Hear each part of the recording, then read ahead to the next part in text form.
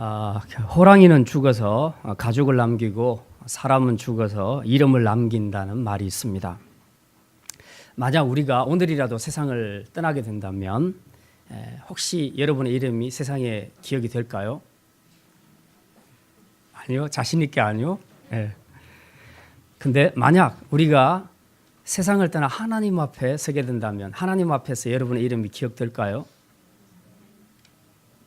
혹시라도 우리가 하나님 앞에 섰는데 하나님이 야, 너 누구냐?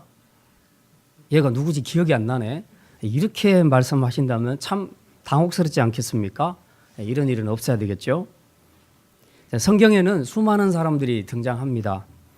근데 그 중에는 많은 사람들에게 오랫동안 좋은 영향력을 끼친 사람으로 기억되는 유명한 사람들이 있는가 하면 어떤 사람들은 별로 기억되지 못하거나 또 기억되어도 안 좋은 일로 기억되는 사람들이 많습니다. 이걸 어떻게 알 수 있느냐? 성경 퀴즈를 해보면 알 수 있습니다. 뭘 물었는데 모르면 그 사람은 성경 인물 중에서 별로 유명하지 않은 사람들이죠. 그래도 아무리 해도 아브라함, 모세, 이런 다윗 이런 사람들은 다 알잖아요.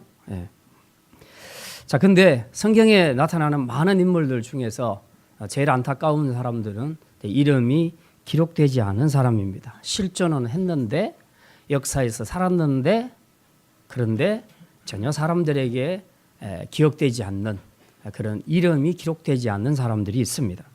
오늘 본문에도 보면 이 룻기서에 보면 중요한 등장 인물이 몇 사람이 있죠. 룻과 보아스와 나오미 이런 사람들의 이름들은 등장하는데 이런 사람들의 이름은 웬만하면 성도들이 다 압니다. 그런데 여기 보면 오늘 본문 안에 아무개라고 그렇게 소개되는 무명의 사람들이 있습니다. 아무개가 단지 누구 이름을 밝히기 애매해서 붙인 이름일까? 물론 룻기 기자의 의도가 있겠지요. 오늘은 이 말씀을 좀 생각할 건데요. 그 전에 먼저 오늘 본문 룻기에 대해서 우리가 조금 생각을 해보려고 합니다. 룻기는 제가 늘 말씀드리지만 효심 많은 며느리의 이야기를 다룬 것이 1차 목적이 아닙니다. 이방 여인인 모압 여자인 룻이란 여자가 어떻게 해서 이 유대 땅 베들레헴까지 들어와서 여기서 이 집안의 며느리가 되어 궁극적으로는 그리스도의 족보, 그리스도의 계보에 오르게 되었는가를 보여주는 구원의 역사 이야기입니다. 그리고 동시에 그 과정에서 이 가련한 여자를 구원해내는 구원자 역할을 하는 사람이 있습니다. 그 사람이 바로 보아스인데요. 이 사람은 온 세상을 구원하실 예수 그리스도의 모형으로 나타나는 사람입니다. 그래서 이 룻기는 크게 두 축으로 봐야 됩니다. 하나는 이방 여인이랄지라도 믿음으로 그리스도의 계보에 오를 수 있다는 이야기 한 축, 그리고 그를 불쌍히 여겨서 구원해 주는 보아스라는 구원자의 이야기 한 축, 이 두 축을 통해서 룻기를 이해하셔야 우리가 룻기를 잘 이해했다고 말할 수가 있습니다. 자, 이제 전체적인 룻기 내용 대부분 아시겠지만 또 혹시 모르는 분들을 위해서 잠깐 정리를 해드립니다. 사사 시대입니다. 배경은 유대 베들레헴에 엘리멜렉이라는 사람이 살았는데 이제 그 아내 이름은 우리가 잘 아는 나오미, 그리고 그에게는 두 아들 말론과 기럨이라는 두 아들이 있었습니다. 그런데 그 땅에 흉년이 들자 이제 이주를 하지요. 어디로 이민 갑니까? 모압 땅으로 이민을 갑니다. 모압 땅에서 이제 함께 살았는데 거기서 말론과 기럨 두 아들이 모압 여자와 함께 결혼을 했습니다. 그래서 첫 번째 며느리 이름이 오르바, 두 번째 며느리 이름이 룻입니다. 오늘 본문에 나오는 룻이고요. 그렇게 생활하다가 아버지가 엘리멜렉이 죽게 됩니다. 그리고 한 10년쯤 살다가 이제 두 아들 말론과 기럨도 다 죽게 됩니다. 그래서 이제 가족이 누가 남았냐 하면 여자 셋, 과부 셋만 남았습니다. 나오미 그리고 두 며느리 이렇게 셋만 남았죠. 자, 나오미 마음이 앞으로 살 걸 생각하니까 얼마나 힘들겠습니까? 자, 그러던 차에 마침 유대 땅 베들레헴에도 하나님께서 풍년을 허락하셨다 하는 소식을 듣게 됩니다. 그래서 더 이상 내가 이 괴로운 모압 땅에서 살 필요가 없겠다라고 생각하고 다시 베들레헴으로 컴백하지요.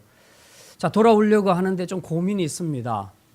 지금 자기의 두 아들은 다 죽었는데 이 두 며느리는 남편도 없이 살아야 되는 과부로 지금 자기를 따라오려고 합니다. 자, 이런 상황에서 시어머니 입장에서는 굉장히 마음이 아프겠지요. 야, 너희들에게 지금 무슨 소망이 있냐? 남편도 다 죽었고 자식도 없는데, 그런데 네가 우리 더더군다나 모압 땅도 아닌 이방 나라 유대로 와서 어떻게 살겠단 말이냐? 그냥 여기 남아라, 나 혼자 갈게. 그런데 이 두 며느리가 끝까지 시어머니를 따르겠다고 하지요. 그러자 이제 시어머니가 두 며느리를 설득을 합니다. 이제 이스라엘의 계대법에 의하면 형이 죽게 되면 그 형수를 시동생이 이제 같이 부부가 되어서 살아야 됩니다. 그러니까 대를 잇는다는 얘기죠. 계대 결혼이라고 그렇게 얘기합니다. 근데 지금 계대 결혼을 구상할 수가 없는 게 이미 없습니다. 지금 형이고 동생이고 남자가 없어요, 이 집안에는. 그렇기 때문에 아무래도 이건 불가능한 일이다.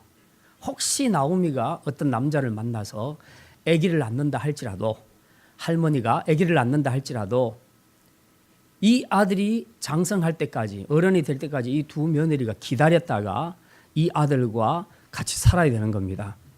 그러니 얼마나 이게 지금 참 황당한 이야기입니까? 그래서 이건 소망이 없고 가능성이 없는 이야기다.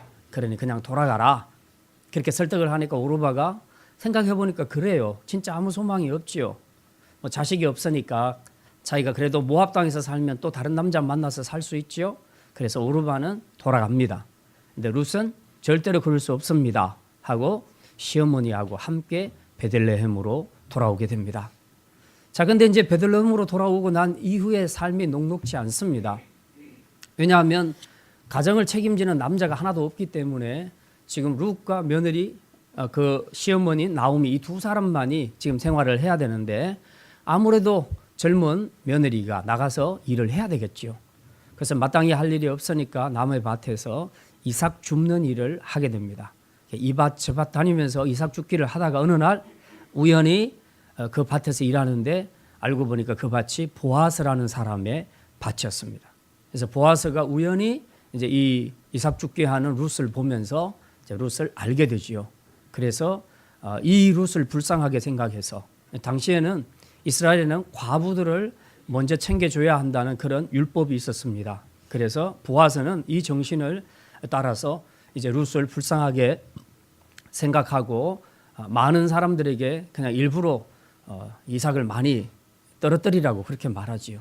그래서 이제 룻은 보아스의 밭에 일하면서 풍성한 이삭을 가지고 가서 그렇게 시어머니와 함께 생활을 하게 됩니다.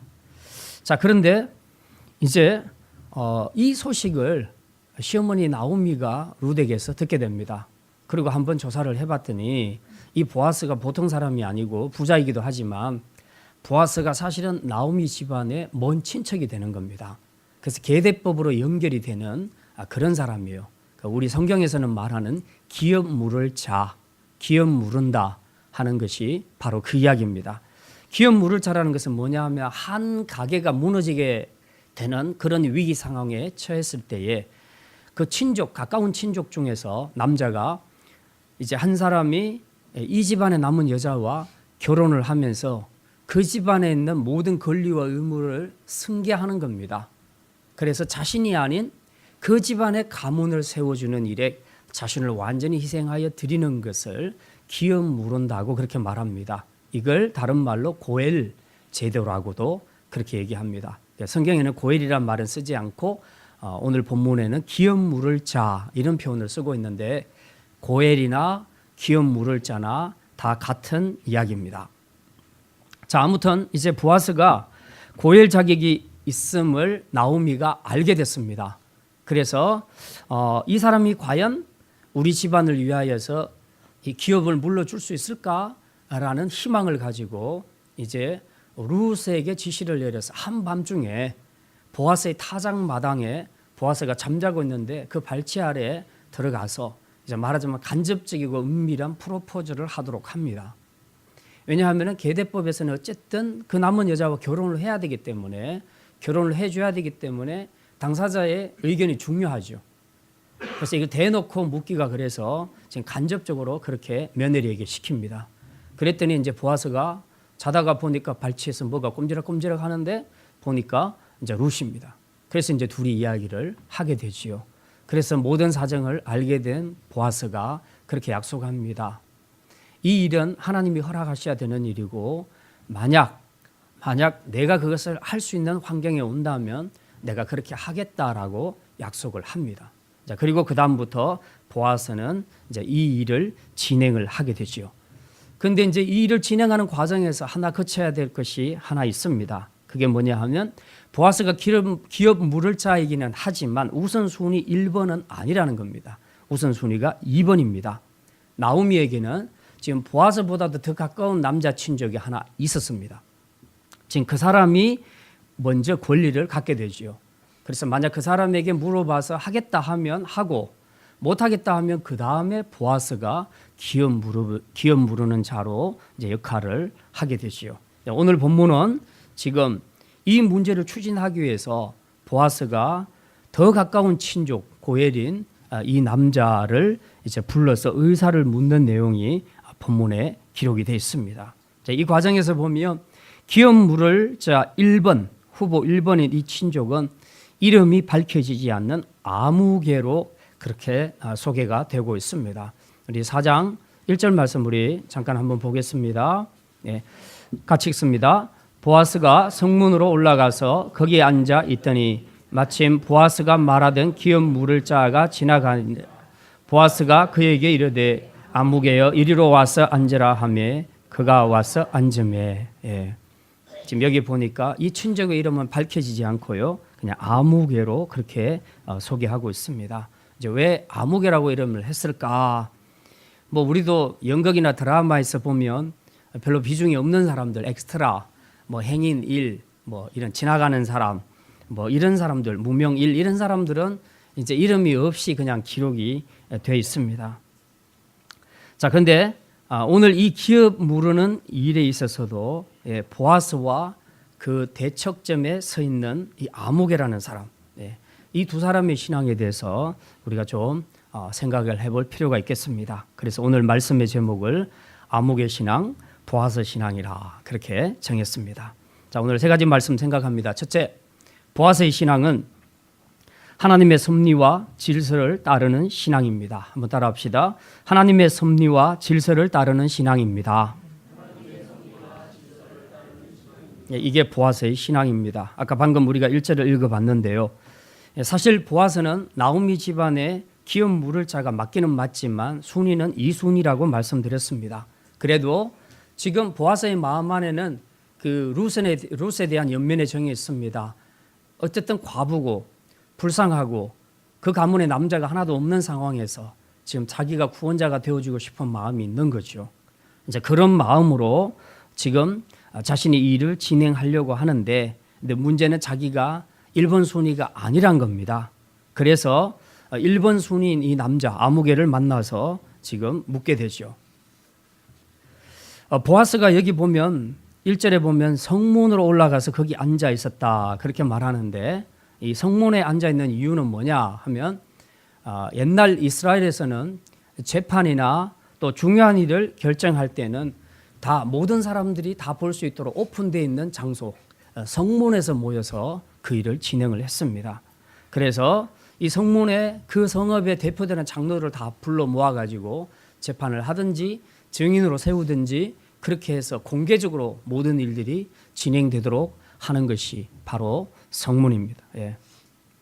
자, 근데 이제 오늘 본문 2절에 보면 보아스는 지금 여기에 장로 10명을 청하여서 나오미 집안의 기업 물을 자 문제를 진행하는 것을 우리가 보게 됩니다. 2절에 보면 그게 나와 있죠. 보아스가 그 성읍 장로 10명을 청하여 이르되 당신들은 여기 앉으라 하니 그들이 앉음에. 여기 그렇게 기록이 되어 있습니다. 자, 이 자리에서 보아스는 지금 친족 아무개에게 지금의 상황과 또 이제 기업 물을 자로서 당신이 갖게 되는 그 권리가 뭐냐 하는 것들을 상세하게 설명을 해줍니다. 자, 그 내용을 우리가 잠깐 보겠습니다. 3절과 4절 말씀, 3절과 4절 말씀 같이 봅니다. 보아스가 그 기업 물을 자에게 이르되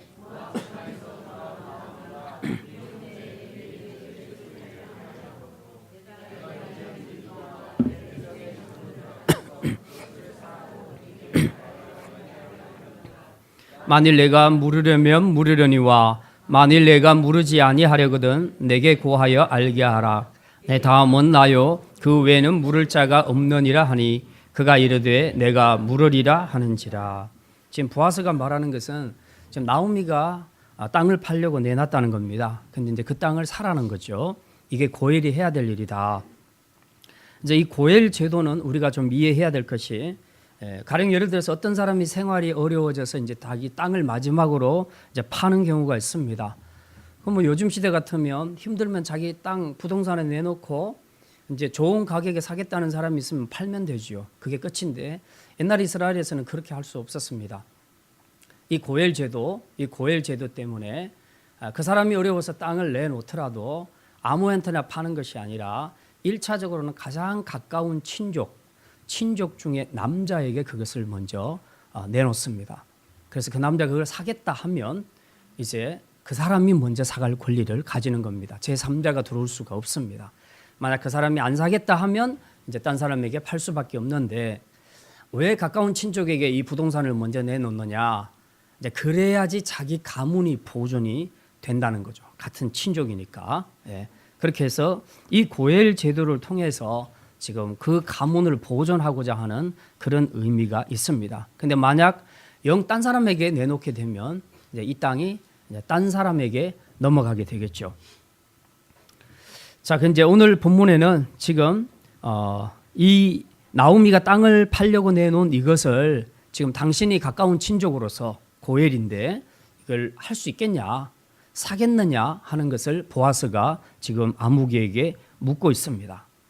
자, 그런데 사실 지금 이 오늘 본문 그 바로 위에 보면 룻기 3장에 보면요, 아까 제가 잠깐 말씀드렸던 것처럼 한밤중에 타작마당에서 그 룻의 프로포즈를 받고 이제 보아스의 마음은 이미 룻에게로 많이 기울어진 상태입니다.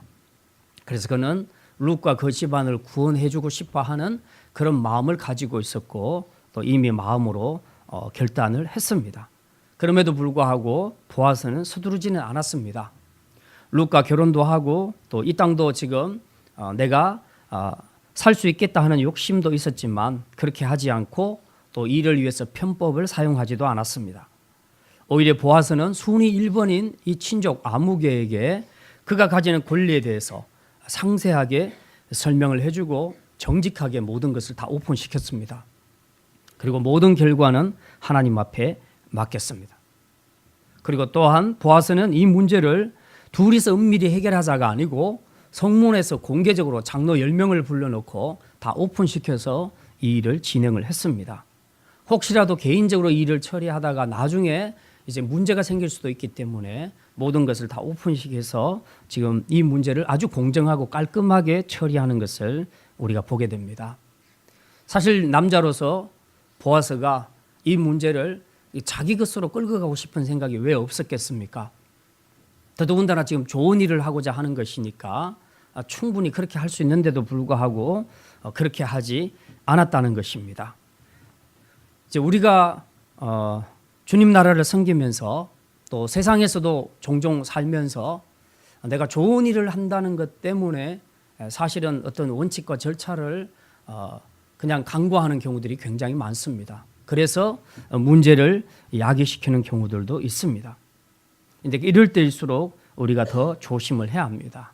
좋은 일일수록 우리가 원칙을 지켜야 되고, 그리고 아무리 좋은 일이라도 내 뜻대로 내가 결과를 만들어가자 하고 절차를 무시하고 막 진행하는 것이 아니라 사실은 이것까지라도 하나님이 허락하셔야 내가 할 수 있겠다는 그런 마음이 필요합니다. 그래서 하나님의 섭리, 하나님의 뜻을 인정하고 이제 모든 것을 주님께 맡긴 상태에서 모든 절차와 그리고 원칙들을 지키면서 정직하게 공개적으로 오픈해서 하는 것이 이것이 그리스도인으로서 가장 좋은 사역이라고 할 수 있겠습니다. 오늘 보아스의 신앙에서 우리가 배워야 될 첫 번째 교훈은 바로 이것입니다. 아무리 좋은 일이라도, 아무리 교회를 위해 섬기는 봉사를 할지라도 원칙과 질서를 무시하고 자신의 생각대로만 하려는 것이 아니라 이제 결과까지도 주님의 뜻과 섭리에 다 맡기고 마음을 비우게 되면 오히려 더 공정하게 덕을 세우면서 일할 수 있게 된다. 그런 말씀입니다. 이게 우리가 보아스의 신앙에서 배울 수 있는 첫 번째 교훈입니다. 자, 둘째입니다. 아무개의 신앙. 보아스의 신앙이 아니라 아무개의 신앙은 자신의 이익만을 생각하는 미숙한 신앙입니다. 한번 따라합시다. 자신의 이익만을 생각하는 미숙한 신앙입니다. 보아스가 친족 아무개에게 나오미가 팔려고 하는 땅을 살 생각이 있는지를 물었을 때 이제 오늘 4절 끝에 보면요. 뜻밖에도 그는 자기가 물으겠다고 그렇게 얘기합니다. 4절 맨 끝에 보면요. 그가 이르되 내가 물으리라 하는지라. 이제 문제는 이 사람이 무슨 생각으로 자기가 이 고엘의 역할을 하겠다고 한 것인지. 그런데 이제 여기에 약간의 오해가 있었습니다. 지금 이 아무개는 생각할 때에 자신이 나오미의 땅을 사게 되면 그 땅이 자기 것이 될 거라고 생각을 했습니다. 무슨 말인가 하면 이제 아까 제가 말씀드렸는데 원래 이스라엘에는 어떤 사람이 빚 때문에 땅을 팔 경우에 그 땅을 다른 사람이 사게 되면 그 사람에게 넘어갑니다. 근데 문제는 이스라엘에 어떤 법이 있냐 하면 희년이라는 제도가 있습니다. 그래서 50년이 되게 되면 원래 그 주인에게 땅을 돌려주도록 되어 있습니다. 그러니까 부동산이라는 것이 내가 빚 때문에 저당 잡혀서 날려버렸다 하더라도 50년 뒤에는 그걸 다시 찾게 되어 있다는 겁니다. 굉장히 좋은 법이에요. 우리나라에는 그런 것이 없잖아요. 왜 하나님께서 이 법을 주셨냐 하면 땅은 원래 사유 개념이 아니라는 거죠. 이런 개념에서 볼 때 사실 토지 공 개념은 굉장히 성경적이라고 말할 수 있습니다. 사실 우리나라는 지금 땅 장사해서 부자 된 사람들이 되게 많거든요. 다 부동산을 사서 그걸로 그 차익을 보는 경우가 많은데 이게 계속 부가 상속됩니다. 세습됩니다. 그런데 하나님께서는 그렇게 하지 못하도록 하셨다는 것이죠. 얼마간 이 사람이 돈 때문에 집을 팔았더라도 땅을 팔았더라도 그 효력이 50년을 넘지 못하도록 했다는 겁니다. 그러니까 말하자면 손자까지는 그런 억울하게 그런 일을 당하지 않도록 하겠다는 거죠. 그래서 50년 희년이 되면 아무리 그 사람이 돈이 없어도 그 땅을 다시 돌려줘야 됩니다. 그러니까 이게 영원한 자기 땅은 없다는 거죠. 세상에. 지금 이제 그런 개념인데요. 근데 반대로 어떤 가문에 상속자가 하나도 없다. 상속자가 하나도 없는데 그 땅을 내가 사게 됐다. 그러면은 그 땅은 영원히 자기 땅이 되는 겁니다. 이해가 되시죠? 지금 이 아무개는 후자로 생각을 했던 겁니다. 그래서 이 집안에 상속자가 없다. 아들이 다 죽었으니까 상속자가 없다. 그리고 며느리는 이방 여자다. 그러니까 그냥 이 땅을 내가 고엘로 사게 되면 이거는 내 것이 될 거야 라고 생각을 했던 거죠. 그래서 자기가 기업을 무르겠다고 한 겁니다. 자, 그래서 이제 이 무르겠다는 대답을 들은 보아스가 조금 이제 의문을 갖기 시작합니다. 그래서 좀 확실하게 해두자. 그래서 그에게 조금 더 상세하게 기업 무르는 내용에 대해서 설명합니다. 5절 내용인데요. 5절 같이 읽겠습니다. 보아스가 이르되 내가 나오미의 손에서 그 밭을 사는 날에 곧 죽은 자의 아내 모압 여인 룻에게서 사서 그 죽은 자의 기업을 그의 이름으로 세워야 할지니라 하니. 여기 요지는 뭡니까? 보아스의 요지는 기업 무르는 것이 네 이름으로 하는 거 아니다. 지금 상속자가 있다. 룻의 이름으로 해야 된다고 그렇게 말하는 거죠. 무슨 얘기입니까? 네가 지금 나오미하고 부동산을 계약을 해서 그 땅을 사게 되지만 네가 생각하는 것처럼 이 집안에 상속자가 없는 것이 아니다. 물론 두 아들이 죽어서 없다. 근데 두 며느리가 있는데 한 며느리는 자기 땅으로 돌아갔으니까 그 여자에게도 상속권이 없다. 그런데 이 룻에게는 상속권이 있다. 그렇기 때문에 네가 나오미와 부동산 계약을 해도 사실은 룻과 하는 것이다. 그리고 룻과 하는 것을 더 확실하게 하기 위해서 네가 고엘로서 그 여자와 결혼까지 해야 된다. 그리고 앞으로 이 모든 부동산은 엘레멜렉 집안의 부동산으로 올라가게 될 것이다. 지금 그걸 설명을 해주는 거예요. 5절 말씀이. 이래도 가겠느냐 하는 것을 지금 이야기합니다. 자, 그랬더니 6절에 어떻게 반응합니까? 6절 같이 읽습니다. 그 기업 물을 자가 이르되 나는 내 기업에 손해가 있을까 하여 나를 위하여 물으지 못하노니 내가 물을 것을 네가 물으라. 나는 물으지 못하겠노라 하는지라. 자, 지금 금방 바뀌죠. 이 친족 아무개가 자기에게 손해가 있을 거라고 생각하니까 그렇죠. 이거 완전히 남을 위해서 지금 살아야 되니까 자기는 이런 짓 안 하겠다는 거죠. 이제 자기는 고엘의 의무를 하지 않겠다고 포기를 선언했습니다. 이제 반면에 보아스는 자신의 이익이 아닌 엘리멜렉 가문을 살리기 위해서 고엘로서의 의무를 기꺼이 받아들였습니다. 이게 바로 보아스 신앙과 아묵의 신앙의 차이입니다. 보아스의 신앙은 언제나 다른 사람을 세우기 위해 자신이 해야 할 봉사와 의무를 생각하는 그런 신앙이었습니다. 때로는 힘들어도 때로는 자기에게 손해가 되어도 하나님의 기업을 위해서라면 마다 않고 헌신하고 섬기는 성숙한 신앙인이었습니다. 하지만 아묵의 신앙은 오로지 자신에게 이익이 되는 것만 하겠다는 신앙입니다. 말하자면 권리는 찾는데 의무는 행하지 않겠다는 그런 말이죠. 요즘 사회는 철저하게 자기중심적이고 이기적인 사회입니다. 자기에게 도움이 되지 않는 것은 사람들은 절대로 하지 않으려고 합니다. 그리고 요즘은 정말 무서울 정도로 권리를 주장하는 시대입니다.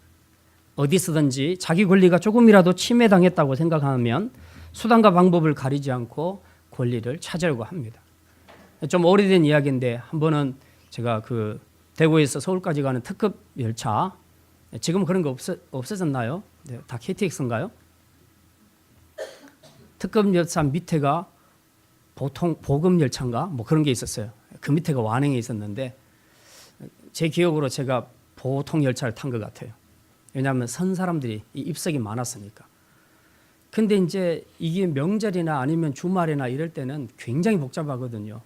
사실 서는 것도 어떤 자리에 서는가 이제 굉장히 그것이 사람을 얼마나 편하게 하는가 많이 좌우를 합니다. 그런데 그 당시에는 두 석이 함께 돼 있잖아요. 따로따로 돼 있는 것이 아니라 특히 보통 열차는 다 함께 돼 있습니다.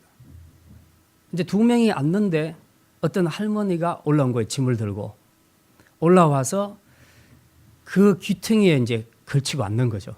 예. 두 사람이 앉아 있는 젊은 두 사람이 앉아 있는 그 귀퉁이에 이제 조금 엉덩이 한 3분의 1을 걸친 거예요. 그러니까 이 사람 불편하니까 조금 안으로 들어갔어요. 그랬더니 할머니가 더 밀어 넣었어요. 그래가지고 이제 계속 하더니 결국은 나중에 보니까 세 명이 나란히 앉아 있더라고요. 자, 그런 상황이 있었는데 그 앞자리에서 이제 다 지켜보면서 그 앞자리에서 어떤 상황이 있었냐 하면 남자 둘이가 타고 있었는데 어떤 여자가 대전이었던 것 같아요. 대전에서 어떤 여자가 하나 탔습니다. 근데 이제 그 자리가 그 앞자리에 이렇게 서게 됐는데 두 남자가 있는 사이에 자리가 살짝 비었어요. 두 남자가 조금 날씬했던 것 같아요. 근데 한 남자가 뭐라고 그러냐 하면 자리를 바짝 오른쪽으로 앉더니 여자한테 가운데로 앉으시라고 이제 그렇게 얘기한 거예요. 자, 이걸 이제 어떻게 해석해야 되겠습니까? 이거 호의로 해석을 해야 될지 이게 이제 이게 일종의 그 성추행 뭐 이런 걸로 생각을 해야 될지 아무튼 앉으라 그랬어요. 저는 정말 모르겠어요. 그 남자의 진심을 잘 모르겠어요. 왜냐하면 상황이 너무 사람들이 많이 서 있기 때문에 우리 같으면 앉으라 그러면 정말 좋다 하고 앉을 것 같아요. 근데 이제 문제는 상대가 여자인데 이 여자가 어떻게 받아들이냐 하는 것이 이제 굉장히 문제죠. 근데 이 여자가 막 버럭 화를 내는 거예요. 그 남자한테 막 화를 내면서 뭐 이런 남자가 다 있냐고. 그래서 막 이제 막 뭐라 하더라고요. 그러니까 남자가 아니 호의를 베푸는데 왜 그러냐고. 그러니까 호의도 자리 봐가면서 베풀어야지. 그렇게 함부로 여자한테 남자 사이에 앉으라고 하냐고 이제 막 이제 그렇게 얘기한 거예요. 그래서 아유 뭐 저렇게 생각할 수도 있겠다. 또 남자 입장에서는 이렇게 생각할 수도 있겠다. 이제 그렇게 생각했는데 문제는 이 싸움이 서울역 갈 때까지 싸우는 거예요. 2시간 동안. 와, 제가 질려버렸어요. 그냥 그쯤 하고 끝냈으면 될 건데 끝까지 사과하라는 거예요. 남자한테. 당신 입으로 끝까지 사과하라는 거예요. 그래가지고 그 남자는 절대 사과 못한다. 그래가지고 서울역 내릴 때까지 둘이서 계속 싸우는 거예요. 주위에 있는 사람들이 너무 불편해가지고 와 진짜 대단하다. 저 남자도 대단하고 여자는 더 대단하다. 그냥 저쯤 했으면 됐지. 뭘 저렇게 끝까지 사과를 받으려고 그러나. 근데 제가 그 생각을 했어요. 야 진짜 여자들이 무슨 시대가 왔구나. 제가 이제 그런 생각을 참 많이 했습니다. 요즘 뭐 물건 사가지고 조금만 이상하면 바로 반품하고요. 식당 가서 밥 먹으면서 조금만 이상하면 바로 불러서 호통치고요. 그 무서워서 서비스 업계에 종사하는 사람들이 되게 힘들어 하잖아요. 그 손님은 왕이다 하니까 진짜 왕을 두려워할 수밖에 없는 그런 시대에 우리가 살고 있습니다. 네. 이 권리라는 것이 진짜 중요하죠. 예. 자, 이제 이런 문화 속에서 우리가 살다 보니까 점점 누군가를 위해서 내가 헌신하고 섬긴다, 이제 이런 생각들은 점점 더 약해지는 것입니다. 계속 권리 강조하고 그리고 자기에게 이익되는 거 계속 챙기고 그렇게 하다 보니까 사회가 점점 각박해져 가는 것 같습니다. 이런 사회는 성숙한 사회가 되기가 어렵습니다. 이제 교회도 마찬가지입니다. 교회 안에도 성숙한 그리스도인이 있고 미숙한 그리스도인들이 있습니다. 미숙한 그리스도인들은 늘 어떤 생각을 가지냐면 이 교회가 자기에게 뭘 줄 수 있을 것인가, 그거에 초점을 많이 맞춥니다. 그래서 그걸 잘 지켜보다가 자기에게 별로 도움이 안 된다고 생각하면 바로 교회를 옮기거나 하던 사역을 중지해버리는 그런 사람들도 있습니다. 교회를 위해서, 지체를 위해서 희생하고 섬기겠다는 그런 고엘 의식이나 주인 의식이 약하다는 거죠. 이런 사람들은 늘 손님으로 있습니다. 그 손님은 언제든지 일하지 않고 요구하기만 합니다. 그리고 손님의 의식은 언제든지 서비스에 문제가 있다고 생각하면 언제든지 콜하죠. 예. 그래서 항상 나무라는 그런 역할만 합니다. 근데 교회도 종종 손님 같은 성도들이 있습니다. 그래서 자신들은 아무것도 하지 않으면서 잘못된 것은 계속 지적하고 왜 교회가 이 모양이냐고 하는 이제 그런 사람들도 많이 있습니다. 우리가 이런 자세로 교회 생활을 하게 되면 아무리 교회를 오래 다녀도 다른 사람들의 마음에나 기억에 남지 않습니다. 이런 사람은 그저 아무개로 남아있을 뿐입니다. 그러나 성숙한 그리스도인은 그렇지 않습니다. 그들은 교회가 나에게 무엇을 해줄 것인가, 다른 교인들이 나에게 뭘 해줄 것인가에 크게 마음을 빼앗기지 않습니다. 대신에 내가 이 교회를 위해서, 주님의 몸된 교회를 위해서 뭘 할 수 있겠는가, 다른 지체들을 건강하게 세우기 위해서 내가 받은 은사를 가지고 뭘로 섬길 수 있겠는가, 이것을 생각하는 사람들입니다. 성도로서, 일꾼으로서 자신이 해야 할 그 의무와 봉사에 훨씬 더 많이 신경을 쓰는 사람들입니다. 몸이면 몸, 물질이면 물질, 재능이면 재능, 무엇으로든 간에 자기가 하나님 앞에 받은 것으로 섬기겠다고 하는 이런 고엘 의식을 가진 성숙한 성도들이 많을수록 교회는 더 아름답고 건강하게 세워져 갈 수 있습니다. 이제 마지막 보아스의 신앙입니다. 세 번째 보아스의 신앙은 그 이름이 생명책에 기록된 신앙입니다. 한번 따라합시다. 그 이름이 생명책에 기록된 신앙입니다. 예, 17절에 보면요, 예, 이렇게 기록이 되어 있습니다. 17절 말씀, 4장 17절 우리 같이 한번 읽겠습니다. 그의 이웃 여인들이 그에게 이름을 지어주되 나오미에게 아들이 태어났다 하여 그의 이름을 오벳이라 하였는데 그는 다윗의 아버지인 이새의 아버지였더라. 예. 22절에 보면요, 예, 룻기 기자는 다시 한번 알려주고 있습니다. 오벳은 이새를 낳고 이새는 다윗을 낳았더라. 자, 이제 좀 족보를 정리해 볼까요? 그러면 보아스는 다윗에게 뭐가 됩니까? 보아스의 아들이 다윗의 할아버지니까 보아스는 증조 할아버지가 되죠. 예. 근데 이 다윗이 누굽니까? 이스라엘을 대표하는 최고 왕이기도 하지만 그보다 더 중요한 개념이 있어요. 다윗 하면 우리가 생각해야 될 것이 바로 다윗의 가문을 통해서 세상을 구원할 메시아가 태어났다는 겁니다. 세상을 구원할 메시아가 태어났다. 그러니 보아스는 이 혈통으로 봤을 때에 예수 그리스도의 육신의 조상이라고 할 수 있는 거죠. 예, 흔히 명문가란 말을 많이 사용하는데요. 예, 세상에서도 명문가 하면 알아주는데 하물며 신앙의 명문가, 예, 그것도 예수님의 가문에 자기의 이름을 올린다는 것이 얼마나 대단한 축복입니까? 실제로 맞는지 우리 잠깐 확인해 보겠습니다. 마태복음 1장입니다. 신약 성경 마태복음 1장.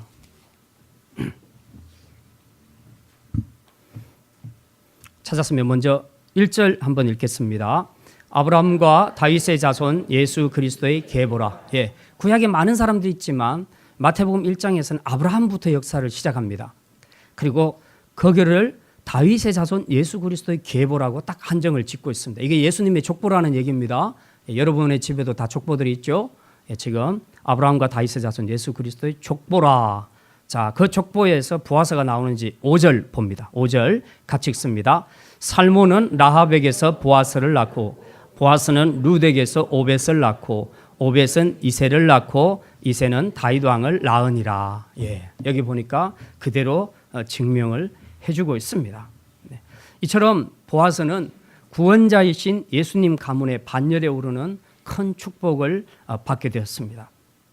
룻기 기자는 룻 시대의 구원자로서 고엘로서 자기의 사명을 다한 이 보아스를 진정한 세상의 구원자이신 예수님의 모형으로 나타내고 있습니다. 그래서 이 구원자를 단지 하나님의 생명책에 기록된 사람이다 이 정도가 아니고 오늘 본문에 보니까 구원자이신 예수 그리스도의 계보에까지 올랐음을 암시하고 있습니다. 이게 바로 보아스의 신앙이 의미하는 바입니다. 그런데 친족 아무개는 어떻습니까? 그는 고엘로 구원자로 섬기기를 포기했죠. 그래서 그는 예수님의 반열에 오르는 축복의 기회도 놓쳐버렸습니다. 그래서 룻기 기자는 이런 글을 향해서 단지 아무개란 이름으로 기록하여 아무도 기억해 주지 않는 인생, 하나님께도 기억되지 못한 인생의 표본으로 남겨두고 있음을 우리가 알 수 있습니다. 남에게 받을 생각만 하는 사람, 남을 위해 봉사하고 섬기기를 싫어하는 사람, 의무는 행하지 않고 권리만 주장하려고 하는 사람, 이런 사람들은 주위 사람들에게는 말할 것도 없고 하나님께도 그 이름이 기억되기가 어렵다는 사실입니다. 바로 이런 점이 아무개 신앙과 보아스 신앙의 차이점이라는 것입니다. 이제 말씀을 마칩니다. 오늘 고엘로서의 두 사람의 신앙을 우리가 살펴봤습니다. 여러분은 스스로 생각할 때에 어떤 신앙이라고 생각합니까? 여러분의 신앙이 보아스의 신앙에 더 가깝다고 생각하십니까? 아니면 아무개의 신앙에 더 가깝다고 생각을 하십니까? 하나님은 우리에게 단 한 번뿐인 인생을 주셨는데 우리가 이걸 어떻게 사용하느냐에 따라서 우리의 이름이 세상과 하나님 나라에 기억될 수도 있고 아무도 기억하지 않는 아무개로 남을 수도 있다는 것을 우리는 기억해야 합니다. 세상에서는 우리 이름이 기억되지 않아도 별 미련 없을 수 있습니다. 그렇죠? 제 이름 기억 안 해도 저는 관계없어요. 그렇지만 우리가 하나님의 생명책에는 기록이 돼야 된다. 마지막 날 주님 앞에 섰을 때에 주님 앞에는 기억되는 이름이 돼야 된다는 사실입니다. 지금까지 우리가 어떻게 살아왔는지 이것은 별로 중요하지 않습니다. 지금부터가 중요합니다. 이제부터라도 우리가 우리 죽음 이후에 세상과 하나님 나라에 기억되는 삶을 살도록 해야 할 것입니다. 특별히 주님이 머리로 계신 교회 공동체를 바라보면서 이제 권리를 주장하기보다는 성도로서의 의무와 섬김에 초점을 맞추어 보아스처럼 다른 사람의 유익과 교회의 성장을 위해 섬김으로써 이제 여러분의 이름이 하나님의 생명책에 기록될 뿐만 아니라 성도들과 세상에서도 아름답게 기억되는 보아스와 같은 복된 인생을 살아갈 수 있기를 주님의 이름으로 축원합니다.